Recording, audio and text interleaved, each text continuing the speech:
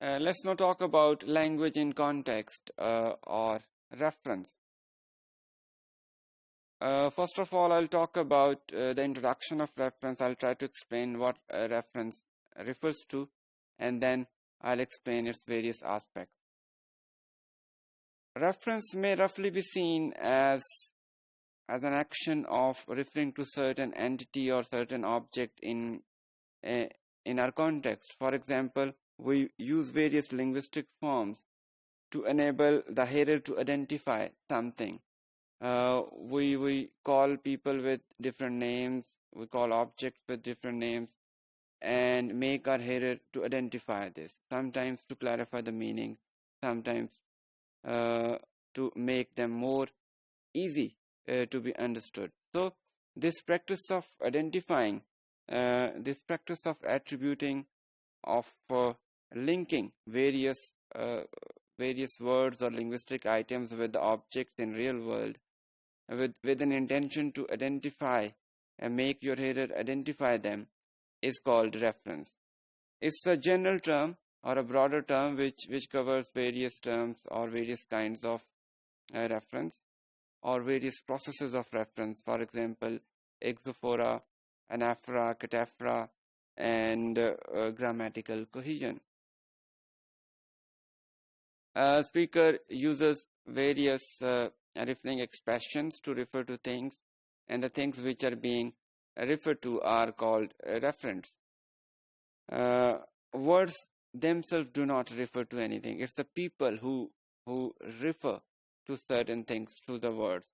And human language has the capacity, and human beings have the capacity to employ their words in different situations to refer to different things. That's why we say it's not the words themselves which refer to something. Rather, it is the people who make them refer to certain objects or people around them. For example, if we say Mr. Aftershave is late today, it's Mr. Aftershave is not the exact name of somebody. It's probably a reference for somebody, and this reference is known by the people in a certain community. And whenever somebody says Mr. Aftershave, they do recognize that particular person. So in other words, it is the other name of a person. So we do refer to the people by various names and by other titles. By means of reference, a speaker indicates which things in the world are being talked about, what is being referred to. And it also talks about the relationship which holds between an expression and what the expression stands for in the outside world. For example, my son is in Beechtree. Beechtree is a popular brand of clothing. Most of us might know this. So when somebody says my son is in Beechtree, it doesn't mean he is actually in the Beechtree. It means that he is in the Beechtree, which is a popular brand of clothing. So that means my son is in the shop of clothing, which is about the brand name and Beechtree. So this is how we refer to various things, and this helps us to understand the communication in our daily life. Among referring expressions, we can distinguish between them as singular expressions. For example, we have pronouns like he, she, it, or the general expressions, for example, plural expressions, they, those, etc. We also distinguish between them based on definite expressions, for example, the city, and the indefinite expressions, for example, a man, a place, etc. The choice of referring expression seems to be based to a large extent on what the speaker assumes the listener already knows. So we based on a general knowledge of the situation or the knowledge of our hearers do construct various references. But here we also need to distinguish between the referential and attributive use. If you just look at the example here, he wants to marry a woman with lots of money. if you just look at this highlighted part, a woman with lots of money, it is not referring to a particular person or a woman. Rather, it's a general quality, and which may be with any lady. I mean, he can marry with any lady who is rich.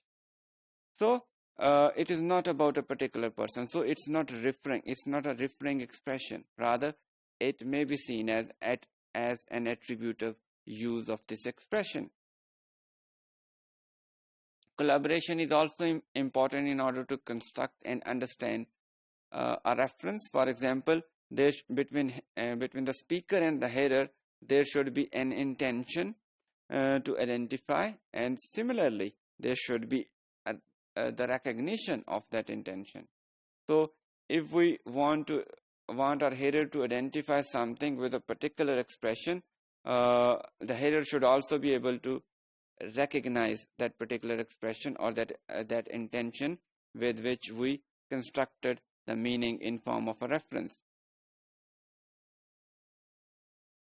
Just a brief look at various kinds of reference. We have two broader kinds of reference: exophora and endophora. Exophora or exophoric references are those which provide us with the context outside the text. I mean, if we're reading a text or speaking a text, the things which are not in the text or have not been mentioned previously in the text, they may be known as exophoric expressions or exophoric references. But those which are in the text and they would be in the preceding text or in the text which has already been mentioned, so they would be called endophoric references. Endophoric references may further be divided into an anaphora and cataphora. Anaphoric references are those which refer back to something which has already been mentioned. For example, if I say Aslam is a good boy, he works hard, he refers back to Aslam. So this is an anaphoric reference. We also have cataphoric expressions or references which refer to something in the following lines or in the following sequence of expressions. For example, if I say she is a fabulous singer, let's welcome Miss so and so. So she has already, the referring expression has fallen here prior to the actual person to whom it refers to. So therefore, in such situations, the reference would be called as a cataphoric reference.